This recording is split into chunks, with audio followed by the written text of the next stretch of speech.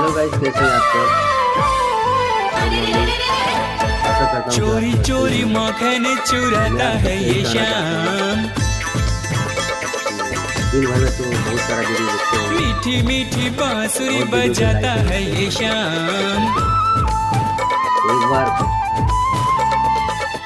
राधा कृष्ण का वीडियो को like and share subscribe कीजिए।